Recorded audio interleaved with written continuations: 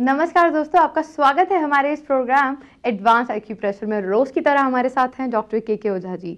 आपका स्वागत है हमारे स्टूडियो में। आज आप बताइए कि दर्शकों को आप किस बीमारी के बारे में बताएंगे और किस तरीके से आप उनका यहाँ बैठे बैठे इलाज करेंगे। आज का हमारा चर्चा का विषय है नपुंसकता एवं बांझपन। नपुंसकता पुरुषों में प्रॉब्लम आती है और बांझपन स्त्रियों में आती है। नपुंसकता के लिए हमारी कुछ हार्मोन्स रिस्पॉन्सिबल हैं। टेस्टिस से निकलते हैं टेस्टोस्टेरोन और प्रोजेस्टेरोन लेडीज़ में निकलती हैं। दोनों हार्मोन्स को रेगुलेट करने के लिए हमको काफ़ी हद तक स्टिमुलेशन देना पड़ता है। एलोपैथी में मेडिसिन हैं, भिन्न भिन्न पैथीज में मेडिसिन हैं।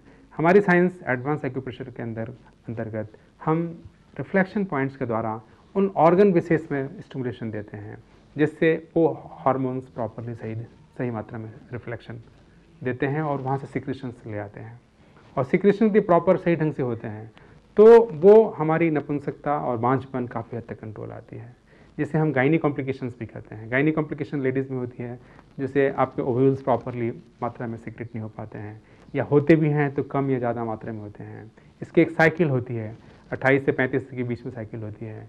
जेंट्स के अंदर प्रॉपर इजैकुलेशन प्रॉपरली होना चाहिए। यदि प्रॉपरली इजैकुलेशन नहीं होता है तो इसे नपुंसकता के रूप में हम लोग देते हैं, या प्रॉपर इरेक्शन नहीं होता तो ये भी एक प्रॉब्लम आती है। तो इन सभी चीज़ों को कंट्रोल करने के लिए एडवांस एक्यूप्रेशर बहुत ही कारगर है। और सबसे बड़ी अच्छी चीज़ है कि इसके अंदर किसी प्रकार के मेडिसिन नहीं देना पड़ता है। हम पूरे इंडोक्राइन सिस्टम को स्टिमुलेट करते हैं। इंडोक्राइन जितने ग्लैंड हैं, पिट्यूटरी ग्लैंड से लेकर सारा का सारा ग्लैंड जितने ग्लैंड हैं उनके इस रूप में स्टिमुलेट करते हैं, खास डिग्री पर खास एंगल पर स्टिमुलेट करते हैं, जिससे हमारे जितने भी हार्मोन्स हैं प्रॉपरली सही मात्रा में स्टिमुलेट होते हैं और उनकी बैलेंस मात्रा में सिक्रेशन होती रहे। और यदि ये सही है, पहले तो हम डायग्नोसिस करते हैं कि हमारे ये प्रॉपरली काम कर रहे हैं कि नहीं कर रहे हैं। यदि प्रॉपरली काम कर रहे हैं तो हमारे सिस्टम भी प्रॉपरली काम करेगा। और स्पर्म की क्वांटिटी देखा गया है कि स्पर्म भी नील तक आ जाते हैं। हमने ऐसे कई केसेस हैंडल किए हैं जिसके अंदर स्पर्म नील क्वांटिटी आ जाते हैं। स्पर्म यदि नील है तो किसी भी प्रकार की कंसीव नहीं हो सकता है। तो इस केसेस में क्या होता है, हम जब स्टिमुलेशन देते हैं तो प्रॉपरली बॉडी में सिक्रेशन से स्टार्ट होते हैं और यही सिक्रेशन स्टार्ट जो है स्पर्म क्वांटिटी जो मोर्टेलिटी है उसकी लाइफ धीरे धीरे धीरे धीरे बढ़ने लगती है। और एक कंडीशन ऐसा आता है कि पेशेंट की लाइफ जो स्पर्म की जो सेल्स हैं काफ़ी हद तक एक्टिव हो जाते हैं। एक्टिव यदि होते हैं, हमने यहाँ तक एक ट्रीटमेंट दिया है जिसके अंदर 0 स्पर्म काउंट था जो आज के रेट में 60 आ गया है और बंदा काफ़ी हद तक फर्टाइल हो गया है। तो इस केसेस में क्या है कि यदि हम प्रॉपर स्टिमुलेशन देते हैं तो स्पर्म काउंट को भी हम बढ़ा सकते हैं, उसकी लाइफ को भी काफ़ी हद तक, मोर्टेलिटी को भी काफ़ी हद तक बढ़ा सकते हैं। और जहाँ तक गायनी कॉम्प्लिकेशन फर्टिलिटी का सवाल है, फर्टिलिटी के अंदर के हम ये देखते हैं कि उसके अंदर प्रॉपर स्टिमुलेशन प्रॉपर है कि नहीं है, प्रॉपर सिक्रेशंस ओव्यूल्स का प्रॉपर रप्चरिंग प्रॉपर है कि नहीं है और समय से हो रहा है कि नहीं हो रहा है, साइकिल प्रॉपर आ रही है कि नहीं आ रही है। यदि साइकिल प्रॉपर आ रही है तो वो धीरे धीरे धीरे धीरे हम नॉर्मल ले आते हैं। और इन सभी चीज़ों को बहुत सावधानी से देना पड़ता है और पेशेंट धीरे धीरे, और इसका रिफ्लेक्शन भी हमको देख सकते हैं जब हम प्रेशर देते हैं आपके हाथों में, पैरों में, बॉडी पार्ट्स में जब देते हैं तो पेशेंट उसका रिफ्लेक्शन भी सही रूप में देता है। और कंप्यूटर में जब एनालिसिस करते हैं कि प्रॉब्लम कैसे कैसे है तो वो भी काफ़ी हद तक सही आता है और एक दिन बिल्कुल पेशेंट सही हो जाता है। लेकिन इसका पता कब चलता है, जब कंसीव बंदा करता है और कंसीव में ही हम लोग को पता चल जाता है कि हाँ ये हमारा काम सही हुआ।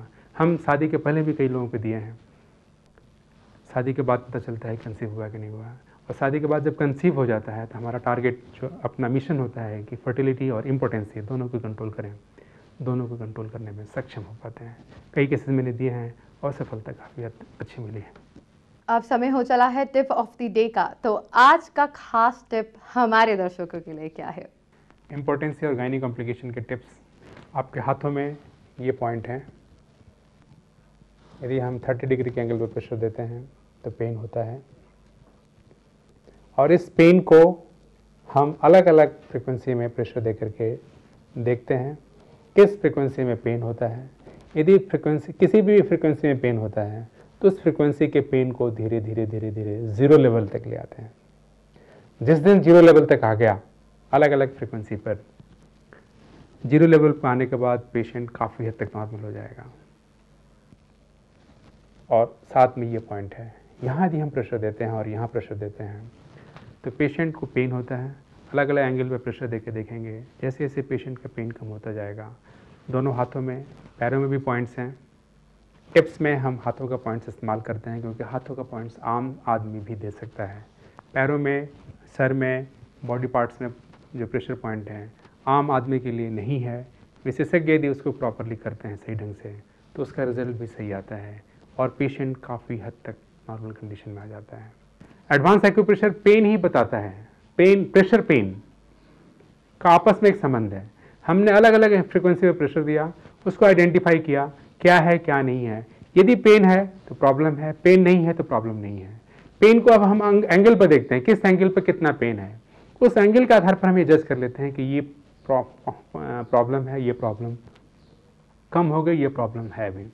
जो प्रॉब्लम है उसको धीरे धीरे धीरे धीरे, समय जरूर लगता है एडवांस एक्यूप्रेशर के अंतर्गत, लेकिन एक दिन पेशेंट बिल्कुल स्वस्थ होकर निकलता है।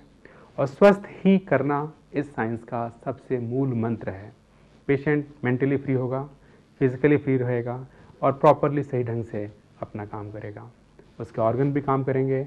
और यदि शादी होती है तो प्रॉपरली इंटरकोर्सेस करके भी उसका जो मेन टारगेट है कंसीव करना वो हो पाएगा। देखा गया है यदि इनफर्टिलिटी और इम्पोटेंसी दोनों को कंट्रोल कर ले आता है, क्योंकि इसमें यदि एक में यदि प्रॉब्लम है तो बंदा कंसीव नहीं कर पाएगा।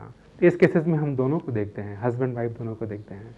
यदि दोनों में एक भी प्रॉब्लम की प्रकार की गड़बड़ी होती है, एक भी गड़बड़ी होती है, तो उस गड़बड़ी को दूर किया जाता है। और जब तक गड़बड़ी दूर नहीं होती है तो टारगेट कंसीव का नहीं हो पाता है। इसलिए इम्पोटेंसी और इनफर्टिलिटी दोनों साथ साथ देखना चाहिए, किसी एक को पर नहीं आधारित रहना चाहिए। तो आज हमें बहुत ही यूज़फुल जानकारी दी डॉक्टर के ओझा जी ने, और हम चाहेंगे कि हमें ऐसी यूज़फुल जानकारियाँ मिलती रही आपसे। आज के लिए हम विदा लेते हैं, लेकिन आप डॉक्टर के ओझा जी को संपर्क कर सकते हैं उनकी वेबसाइट पे, उनके ईमेल आईडी पे और उनके नंबर पे। आज के लिए बस इतना ही। नेक्स्ट एपिसोड में हम और बीमारियों के बारे में डिस्कस करेंगे। तब तक के लिए नमस्कार। Advance acupressure doctor K Ojha, foundation of nature cure and research centre, 1571 Jain Nagar, Durga block, Karala, Delhi 110081। हमारा दूसरा सेंटर है 194 पॉकेट 7 सेक्टर 2 रोहिणी 110085।